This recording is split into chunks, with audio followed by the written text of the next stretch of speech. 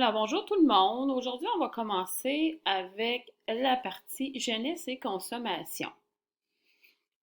Donc, portrait de la consommation, ce qu'on constate, c'est que la consommation d'alcool et du tabac, c'est vraiment banalisé. C'est banalisé par les adolescents à cause justement que ça a toujours été légal, puis qu'on voit les parents et les adultes consommer régulièrement.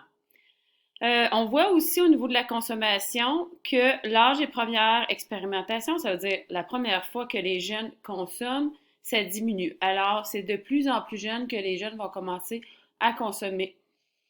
Et aussi, les quantités de substances consommées augmentent en ce qui concerne particulièrement l'alcool. Donc, si on regarde, parmi les 5 substances les plus consommées après l'alcool, c'est le cannabis qui est la substance la plus couramment consommée au Canada, de façon générale. Alors, selon les données de 2015, comme on voit, si on regarde par exemple pour commencer la population générale de 15 ans et plus, l'alcool est le plus consommé, 60 à 76,9%. 76,9% des gens vont consommer de l'alcool. Si on regarde aussi les jeunes de 15 à 24 ans, c'est aussi l'alcool la première substance la plus consommée et quand on regarde aussi les adultes de 25 ans ou plus, même chose. Et on voit aussi que le cannabis est toujours la deuxième substance la plus consommée. Ensuite, ça va varier vraiment selon l'âge. Donc, si on regarde population générale, cannabis 12%, la deuxième, cocaïne troisième, crack hallucinogène dans la même catégorie, ecstasy 0,7 et ensuite c'est des produits pharmaceutiques à des fins récréatives. C'est-à-dire ils ne vont pas être donnés par un médecin, c'est vraiment pour le fun, pour le plaisir. Donc, si on regarde ce qui nous intéresse plus aujourd'hui, donc les jeunes de 15 à 20 ans, cannabis quand même assez important, 25,5% des jeunes consomment du cannabis. La cocaïne crack 3,5 et l'ecstasy 3,5, hallucinogène 2,7. On voit donc qu'est-ce qui est vraiment majoritairement consommé par les jeunes, c'est vraiment l'alcool et le cannabis. Ce qu'on voit, que c'est les 15 à 24 ans qui comptent le plus de consommateurs réguliers. Et aussi, les 15 à 24 ans consomment plus de la moitié du marché des drogues disponibles. Donc, plus de la moitié des drogues qui est disponible, c'est les 15 à 20 ans qui vont la consommer. Donc, c'est évident que c'est les plus gros consommateurs. Mais ce qu'on voit, par exemple, c'est qu'il y a seulement 1% des adolescents qui feraient l'usage des drogues par injection. J'aimerais savoir, selon vous, qu'est-ce qui incite nos jeunes adolescents à consommer?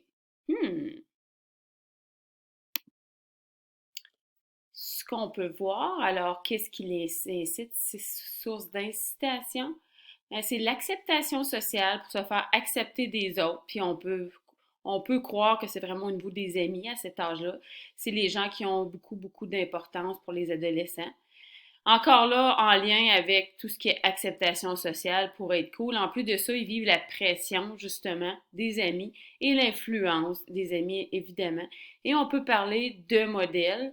Modèle aussi qui peut être modèle des parents, modèle des amis. L'aspect culturel, à quel point, justement, c'est accepté en société, quand on parlait justement des mœurs sociales. D'une société à l'autre, ça peut varier. Aspect culturel, alors, quand on parle de banalisation, ça va beaucoup dépendre du milieu. Si, par exemple, on banalise la consommation dans le milieu de vie du jeune, comme par exemple ses parents, banaliser, ça veut dire que c'est pas grave. Les parents laissent consommer la personne, puis ils disent rien. C'est comme si banaliser, c'est comme si c'est pas grave. Ils l'acceptent, c'est pas grave. Ah, oh, tu fumes un peu de drogue, c'est pas grave. Donc, ça peut inciter, amener la personne à plus consommer parce qu'elle voit pas ça comme étant dangereux ni grave. C'est ça la banalisation. Puis c'est sûr que son entourage va consommer, plus le jeune va banaliser, plus il va dire, ben c'est pas grave, tout le monde autour de moi consomme, ça devrait pas être grave. Donc, ça fait que le jeune va être porté à plus consommer. Curiosité, évidemment, quand on est un adolescent, on veut découvrir, on est curieux, on se demande quel effet ça fait.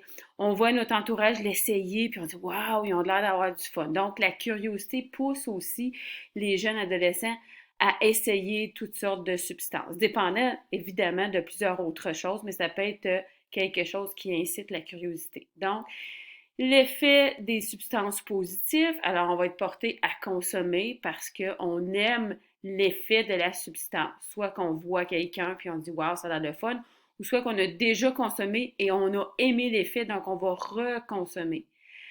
Ça peut être aussi vraiment quand on est déjà dépendant, comment satisfaire ici notre dépendance.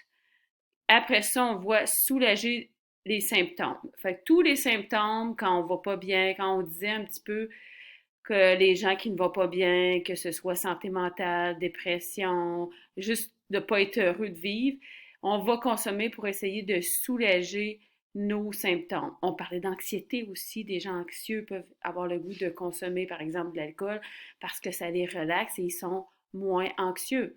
On parlait aussi au niveau de soulager les symptômes, mais on parlait aussi des gens qui ont des symptômes post-traumatiques, donc pour dormir, par exemple, pour l'insomnie, c'est un autre exemple.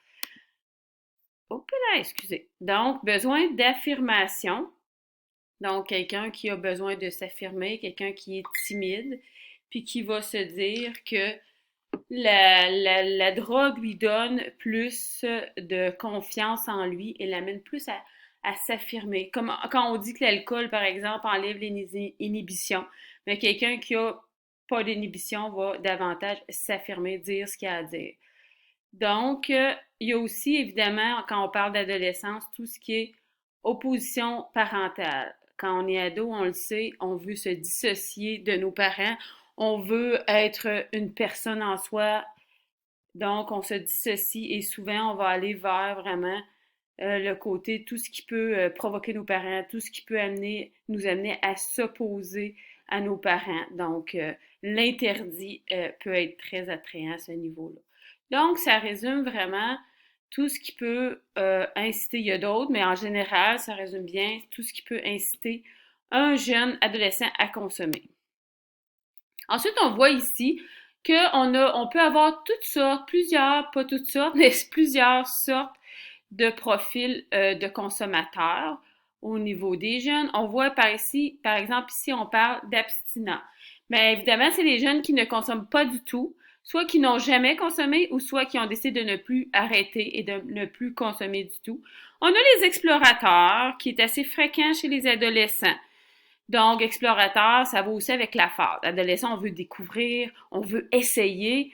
Mais quand on parle d'explorateur, c'est souvent des jeunes qui vont essayer une substance une fois, puis après, ensuite, ils vont abandonner suite à l'expérience, juste par curiosité comme telle. Ça peut être en lien avec plusieurs substances comme telles.